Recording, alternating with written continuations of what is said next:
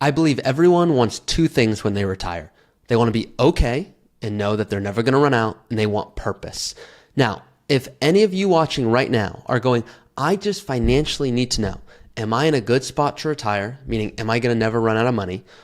And I don't need to think about purpose and fulfillment because I'm going to go golfing and I've got family and I just am not concerned about that at all, then great. This might not be the video for you. And I have other videos where I talk about tax strategy and withdrawal and all these other financial topics that you might resonate with. I would argue that this is probably going to be one of my most important videos, even if I'm not going through a case study. And here's why. Look at this. So I am on LinkedIn consistently because that's how I'll connect with people that are retiring, other advisors that want to work at Root. And I came across this. Now, this guy, Daniel Crosby, I don't know who this is, meaning I'm not personally a friend with him. He is the chief behavioral officer at this company called Orion, which I know well. He says he's a behavioral finance expert, and he posted this and it just hit me, and it might hit you. So here's what he says.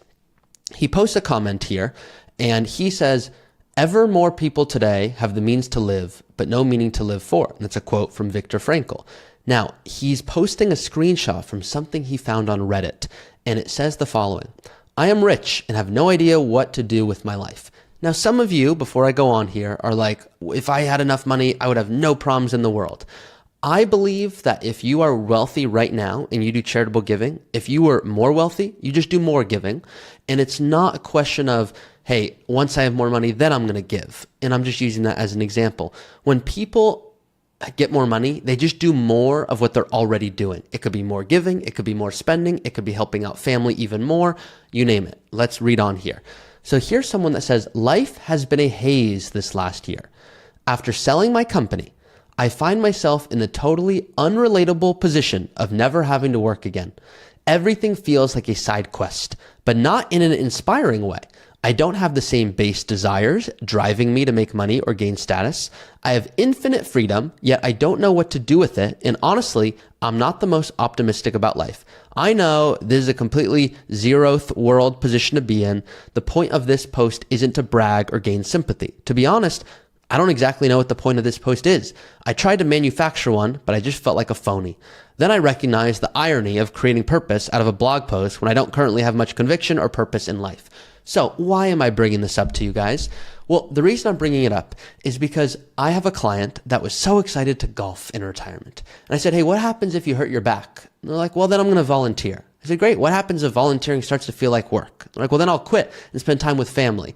Then I'm like, okay, great. What if it turns out you're spending time with family and you just feel like you need some more you time? And they're like, well, just figure it out then. And there's nothing wrong with that response. But when I'm working with clients, I feel very strongly that you don't have to have it all figured out, but you have to have some plan for purpose and fulfillment. That can be his answer of saying, I'm going to hang out with family and I'm going to golf. And if I hurt my back, volunteer, I'm good. Here's someone that I don't know if they've tried volunteering. I don't know if they like golf, but it's someone who's lost. And the reason I'm bringing this up is we all feel lost at some point. It can be before you retire, where you're working a job, where you just feel like you're grinding every day, but not actually moving forward. Some of you, it's you are retiring going, what's my worth, in this world anymore? I saw a beautiful post. I don't know if you guys follow this page, but you should. Now, this page is called Humans of New York. On Instagram is where I found them. And you can see this woman here sitting on a bench, drinking coffee. Looks like a nice woman. And she says, I'm teaching my last class in a few hours.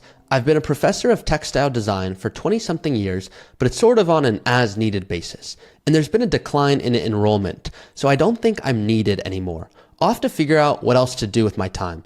I don't want to just start binge watching Netflix. I could always go work as a receptionist somewhere, but I'd like to think I have something particular to express and that if I pour my energy into it and I'm disciplined enough, then something will come out of it. But it takes bravery to be creative, right? You look at Pinterest or whatever, and it looks like everything's been done already. It's easier to find the confidence when you're 25, 35, or 45. You can kind of convince yourself that you're cool and hip and, of the moment. If I was still in my 30s, maybe I'd invest going to an art school or something. But at this age, it's kind of like, is that really worth the investment? At an age where most people are thinking of retiring, it's a question of time, because how many years do I have of actually working, creating? But it's also a self-worth question. If I do a 2-year degree, I'm almost 60. If I do a 4-year degree, I'm definitely 60. I like that math, by the way. You worry about investing all the time, all that money, all that energy, and then kind of being mediocre, at that thing. And that would be hard to swallow at this age, right? You kind of want to finish on top. So did I need to read that whole story? No. Should I have summarized it? Probably. But it's just too important that there are so many of you out there that are not worrying about this. And if that's you and you're just listening to this for fun, then great. Kudos to you.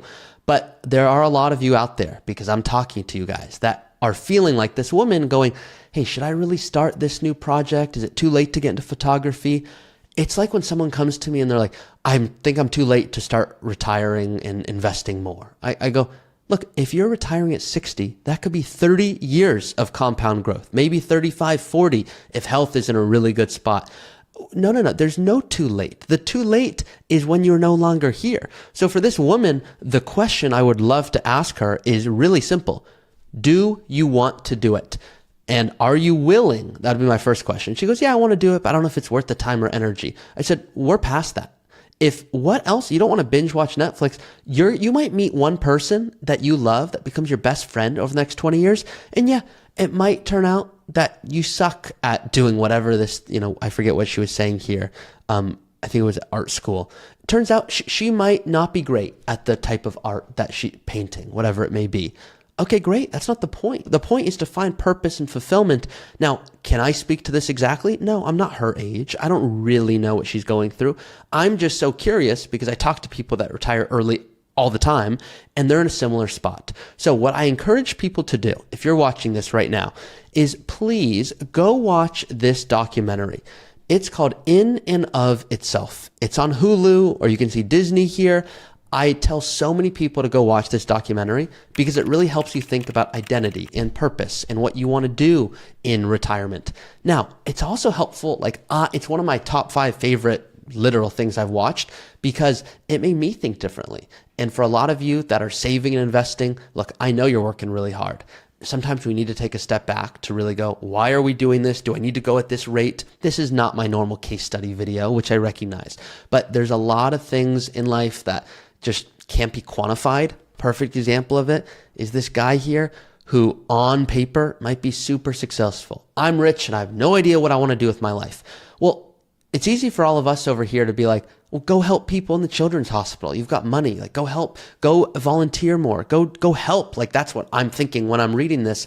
But here's someone that's going, yeah, I get that. And I know there's things I'm sure I should be doing, but there's a gazillion things we should be doing. What do I want to do in this next stage of life? And you get to decide. You get the next 20, 30 years of your life. So please let me know your thoughts in the comments. This was not my traditional video, which I recognize, but I thought it was too important not to share. So I want to record it for you guys. Let me know your thoughts.